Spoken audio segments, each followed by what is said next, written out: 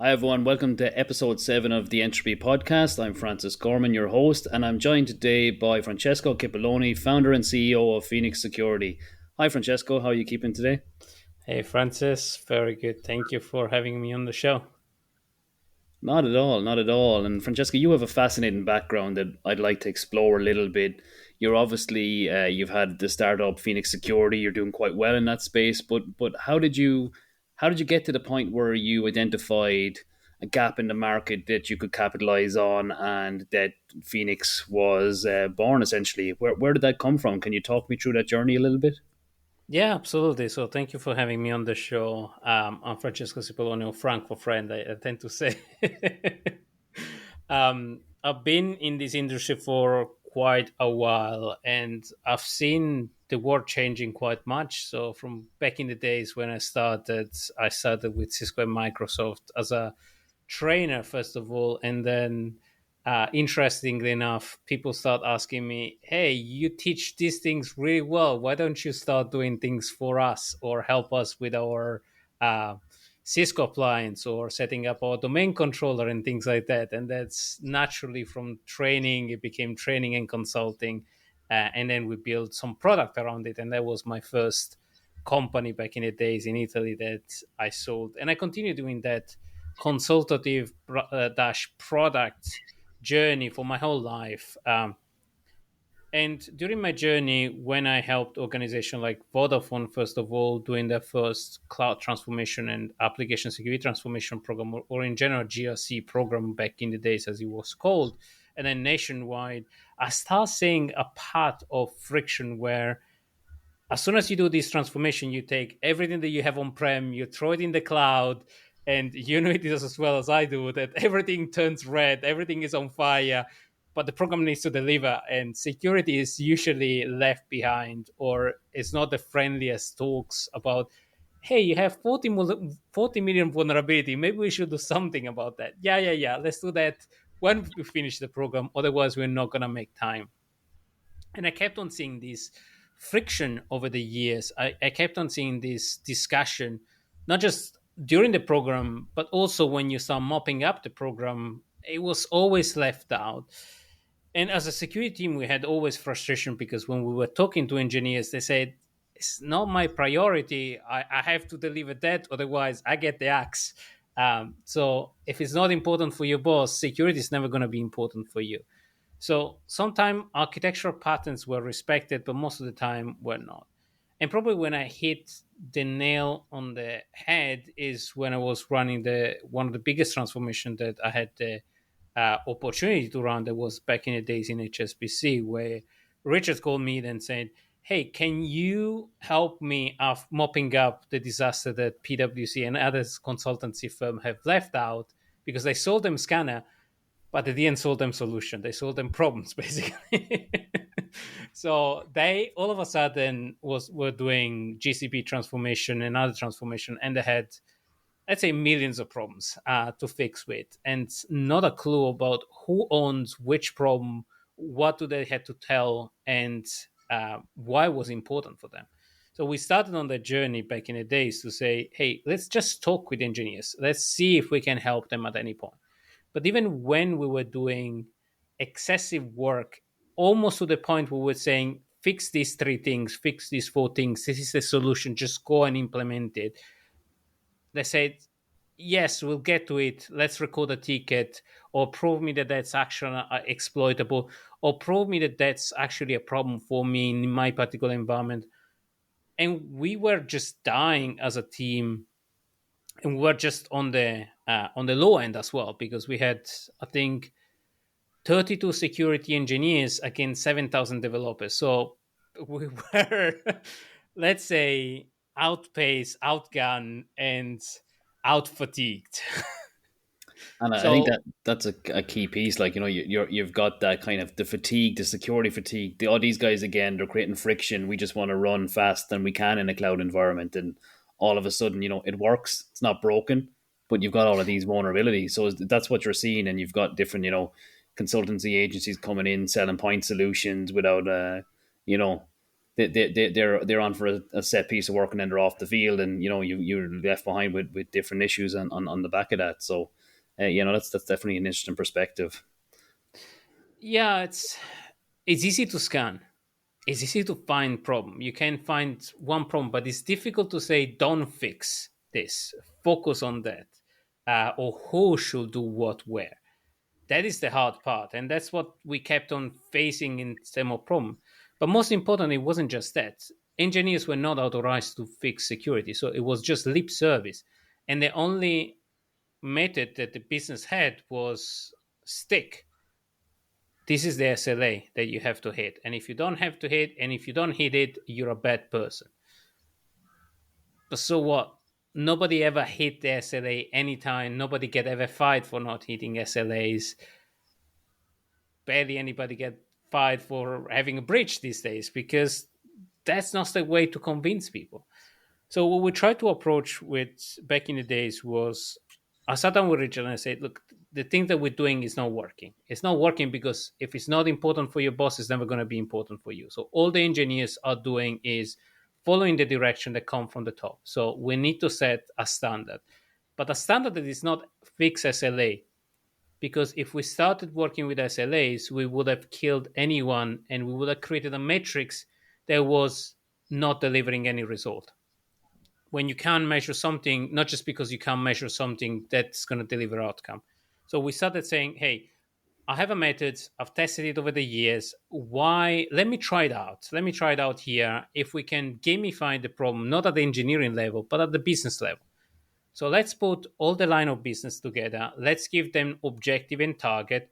Let's praise the one that hit the target. Let's not demonize, but let's maybe call out the people that for 2 or 3 meetings they don't hit the targets, and let's work with them to actually maybe making those targets more achievable, or understanding if they're understaffed. Like, let's do something that is practical, that is not just a blanket SLA, because those are not delivering the result.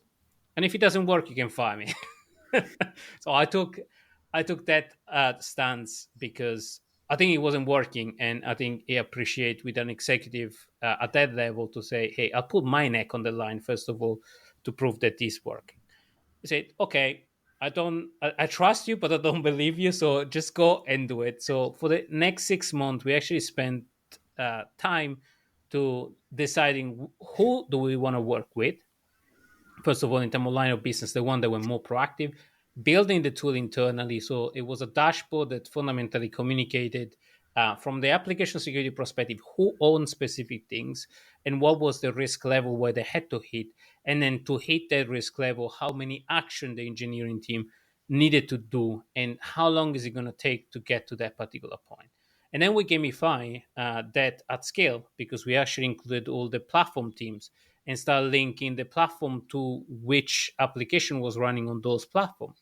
And there were teams that were running full stack, you build, you own the platform, or there were teams that were saying there is a platform team and there is an application security team. So we created as well risk metrics that were separated but influenced with each other.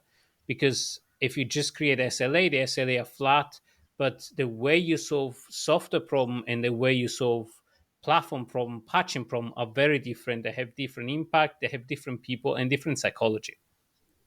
So we created this system called the Phoenix project at the very beginning. Then it became AppSec Phoenix and then Phoenix Security in the very end when we launched back in 2021. But basically, in HSBC, we created this system to actually have meetings around these are the target that we collectively have to hit. Who can hit this target? Who is hitting this target? How long does it take? And all of a sudden, this became a business problem. Business people started competing with each other because executives are extremely competitive with each other. So they always want to look the one that actually hit the target. There is that psychology element that plays around. And as security team, all of a sudden we were dragged into meeting to actually say, "Hey, you help John to actually achieve his target faster, identifying the path or the things that could achieve those things faster. You know, the library that is deployed in 50 application, or the container that is running maybe 50 times." So all of a sudden, our security team didn't have time because we're dragged in meetings. but it was a different frame. We flipped the script. It was a completely different frame. We weren't asking them to do work on the side of the desk. First of all, it was in the main project. They had sprint cycles or specific time assigned for security because it was important for their boss. And long story short, when the platform started costing too much, I told Richard I go out and I build it and I scale it because I didn't want it to be constrained as well to the one specific organization, because I saw that everybody else had the same problem. I mean, me and you had the same problem back in the days, but it wasn't just about vulnerability. Yeah, no, And that's long story short how I started Phoenix, because that's I think it was fascinating. an important problem to solve. It is, and yeah, I suppose when you talk about the singular problems, that library that's actually deployed 1,500 times, if you can fix that, then you're creating a downstream impact that's measurable and far more visible than just doing point solution. Maybe off the back of that, then, Francesco, what is the application security posture management landscape like right now? What are the players in the game? Who are you competing with? What's it looking like? Yeah, I think from when I started, that's a great question, by the way. When I started, um, the concept of application and deployment, or the concept of cloud and application security, was two different concepts: CSPM, or cloud security posture management, and ASPM, application security posture management, or back in the day was even called ASOC, application security tooling and orchestration. Was very different. You had a cluster of tool around. You had application not living in the cloud so much. The container problem was just starting to appear, and that was 2019. Now you take it to 2021 is when critical mass of cloud transformation start hitting. COVID start hitting, so a lot of business had to go digital very quickly. And then on the consequence of that, you had more supply chain attacks because everybody started building their application in a very low code way, in a very quick way, and that starts showing up with attacks later on. You had SolarWind, you had several supply chain attacks as we see in them now. But most importantly, the application security team and the cloud security team start converging, and the convergent point was container. And container is a difficult beast because they're built in layer. They usually run by a team, but built from another team. You need to understand where the application lives and what you can fix inside the container in the layer of the OS layer, and what you can need to ask basically the team that maintains that container to actually fix, and in the build file where the application get built, or in the container declaration file where the container comes from. But you need to trace basically which application runs where, and that's where a lot of organizations right now are stuck and are trying to handle. And that's one of the things that we build with Phoenix, that is called reachability analysis. They basically look at what you build and where you run it, and try to fix that container problem. I don't think we fixed the container problem altogether, but we are approaching critical mass with 6 or 7 techniques to reducing basically the noise and to propose remediation. And I think we're doing some exciting work with agentic AI to actually create logical based remediation for the team that actually look at a group of problems. I was going to ask you, have you gone down the path of AI integration yet, like the masses have, and are you seeing a value proposition come out there, or is it just great to have in terms of a marketing term? We had AI before AI was cool. So we had AI to profile basically application on the technology stack. We had AI for similarity analysis, and uh, we have AI to actually trace and profile which application get built on the build file, and then we do a matching profile on the container file so that we can do this matching agentless and not touching the container, not touching runtime, because those are very intrusive and is very heavy on the machines, and you need to handle a lot of data, and sometimes you don't want to give all of your data to a third party company that maybe is secure, maybe sometimes it might not be secure at some point. So we try to minimize as well the number of data, the amount of data that we have from our client perspective, having a Yeah, no, security mindset. that is definitely becoming more of a concern for organizations, especially as the different sprawls of agentic AI pop up in all of the different SaaS platforms that people are consuming. It does bring me to a question around automation and the human element, though. How do you, in your view, balance that automation aspect with the human element in the security decision making that underpins a lot of these things? And you know yourself, working in large organizations, sometimes people take perfectly good applications and infrastructure and modify them or customize them past any level of recognition that if you were to make a change, it would fundamentally undermine what that thing is supposed to do. Whereas the automation aspect looks for patterns and similarities, etc. Have you seen any nasties there, or is there still a role for the human? Is there some stuff that you can automate seamlessly, and other things that need proper intervention, or a man in the middle type of a lens to validate that the decisions being made don't create operational impacts? I'm gonna always answer to this question with one answer: use a tool like a tool, otherwise you become the tool.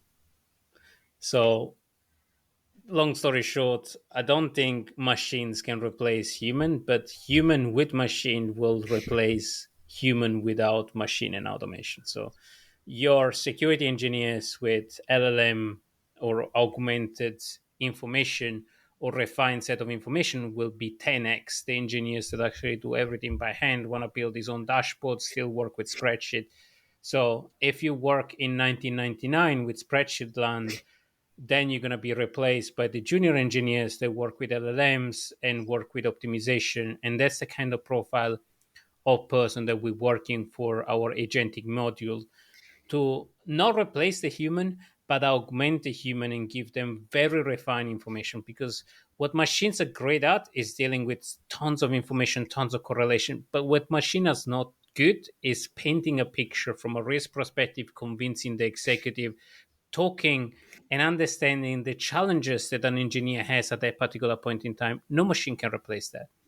So I think the next era is going to be maybe losing a little bit this hype that machines can solve all of the problem, and will be redimensionize this problem and saying, hey, let's use technology to actually augment our capabilities and deliver a program with our human aspect enhanced by technology, enhancing by this agentic module to resolve a problem, not just having this module to do the work for ourselves. Because I think I've seen a recent study that machines and LLM modules are wrong 80% of the time.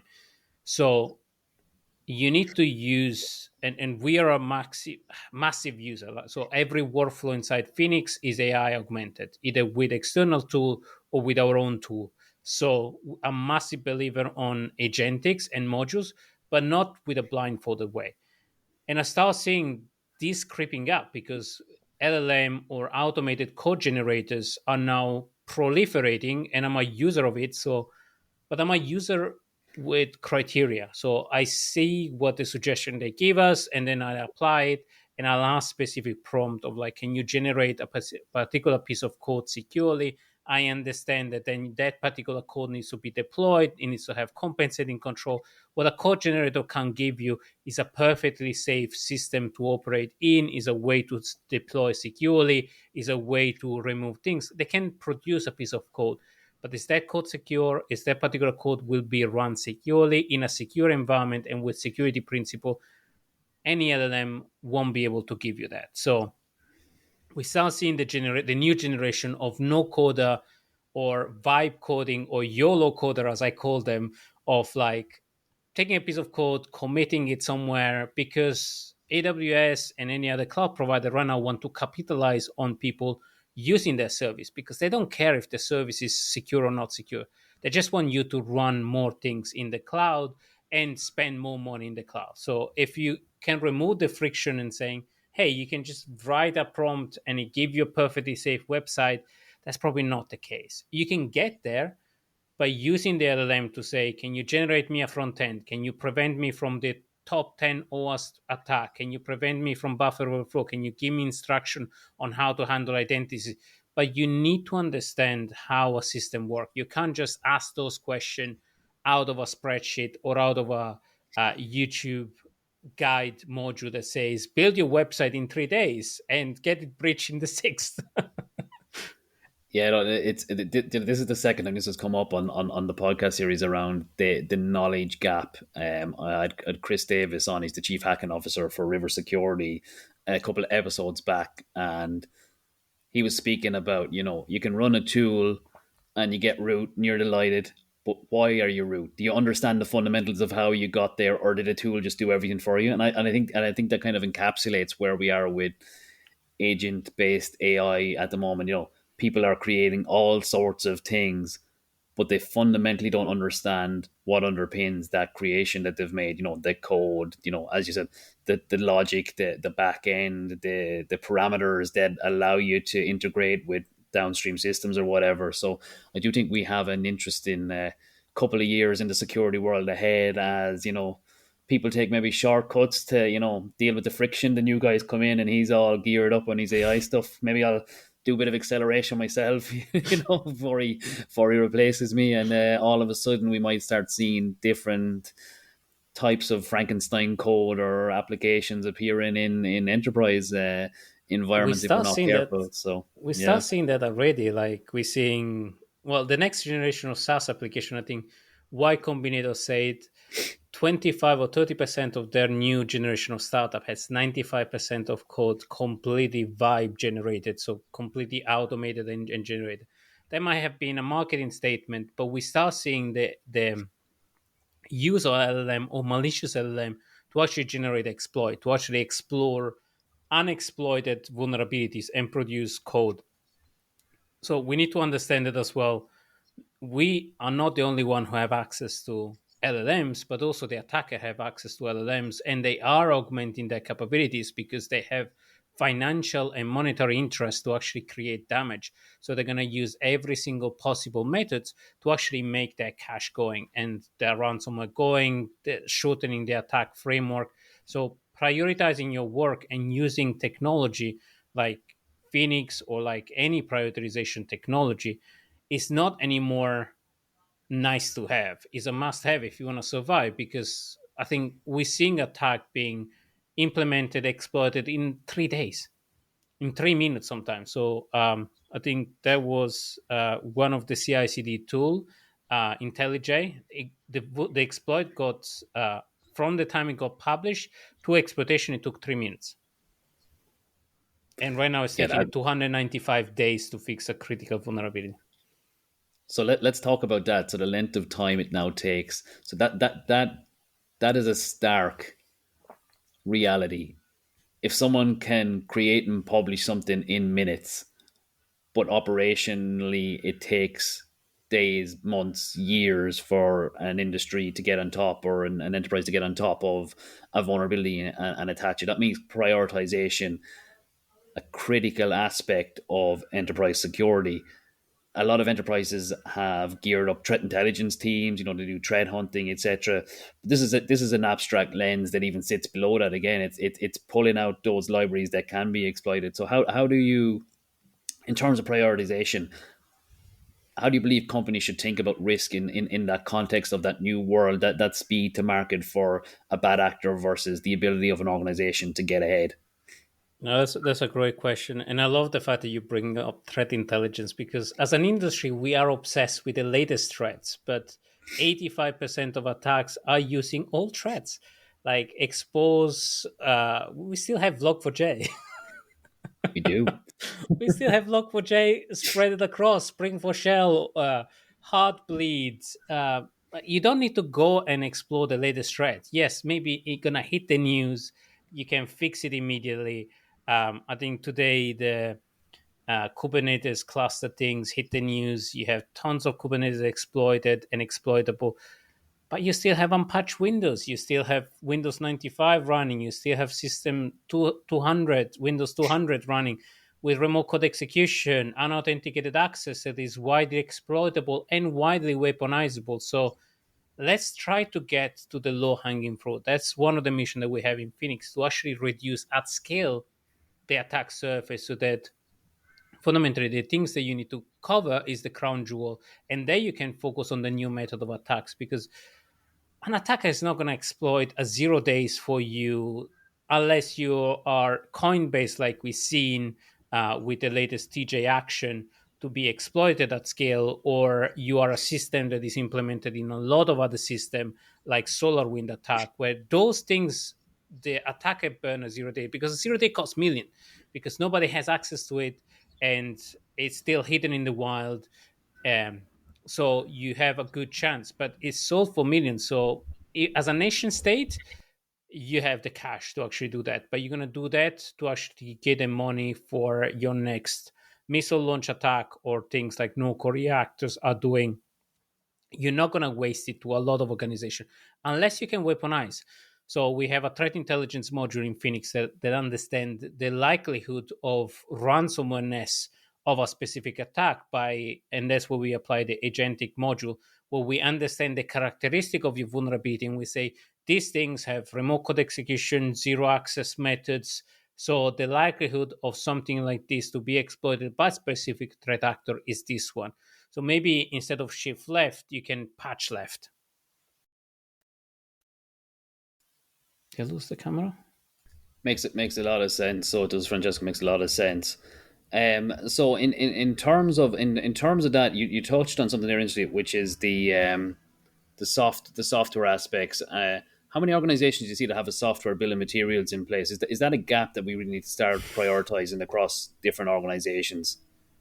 I hate the bill of material. I hate the bill of material question because I think it's an obsession by industry that. So let me explain a little bit. And I have a podcast with Steve Spring, that is one of the creator of the bill of material. But the purpose of the bill of material was to gather asset inventory and software asset inventory.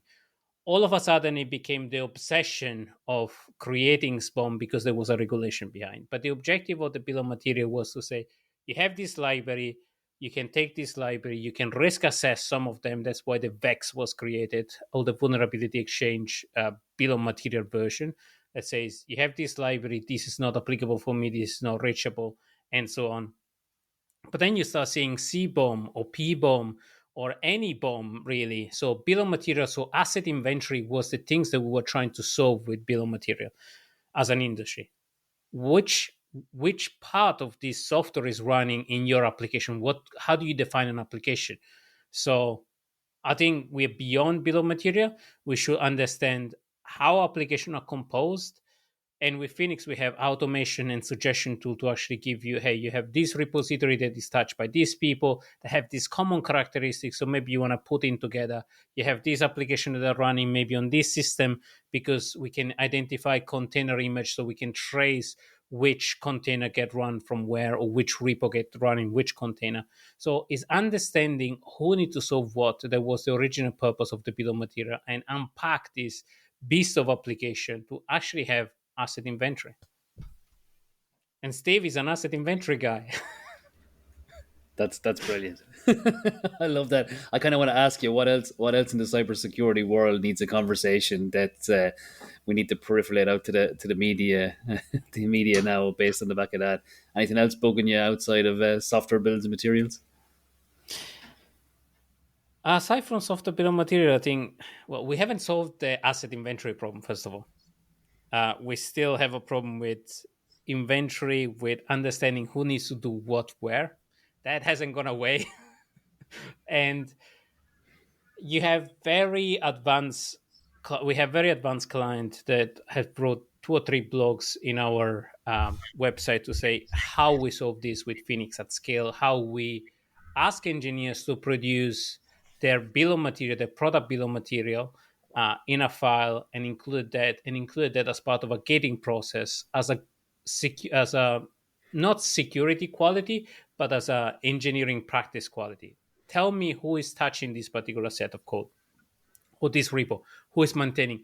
Do asset inventory from a software perspective, but without bugging them on, hey, you need to log in service now, you need to declare every single thing, because those things weren't built for software. And you kill engineers if you do that. So we built, for example, an integration with Backstage to track to go where engineers actually track this information, we built what we called autoconfig, that is basically a declarative YAML-based CMDB, where you can embed those things inside your repo. You can declare it as an engineer. You don't even have to touch Phoenix. You can just provide that or a link to that particular element.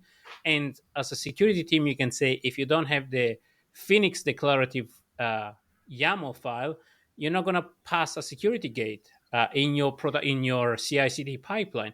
So it's trying to meet engineers where they are, to remove the friction and basically have them declaring what is the problem. Sorry, what do they own? And then we can attach all of the vulnerability that are linked to those things and say, you own this particular set of vulnerability. Now let me suggest what are the vulnerabilities that you need to address. And as an industry, we've been selling silver bullets. Unfortunately, every vendor on earth comes to you and say, I have the magic one that can give you everything for free.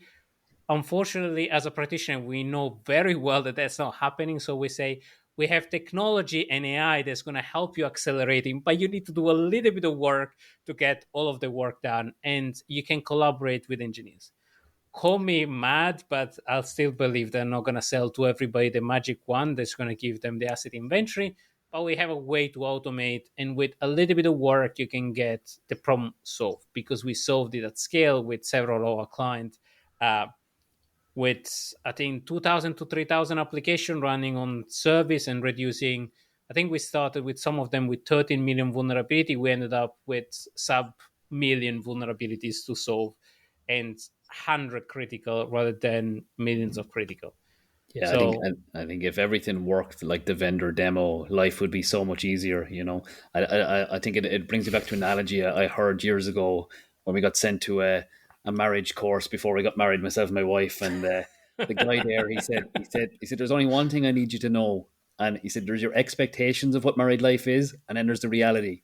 And I think you can apply that to cybersecurity vendor world as well. I love that. I'm going to steal that. Is that my expectation of what this thing is going to do, and then when I actually deploy it, what it does is always two different things. So, look, Francesco, it was a really interesting conversation. Thanks for coming on the show. I think we're up on time, so we'll leave it there. But I really appreciate having the chat, and it was really wonderful to talk to you. Brilliant. Francis, thank you very much. And everybody, if you want to know more, we have podcast episode running. We do a lot of knowledge sharing and knowledge base. So visit phoenix.security. I'm on LinkedIn as well. So hit me up on LinkedIn. I'm quite chatty and quite active and quite opinionated.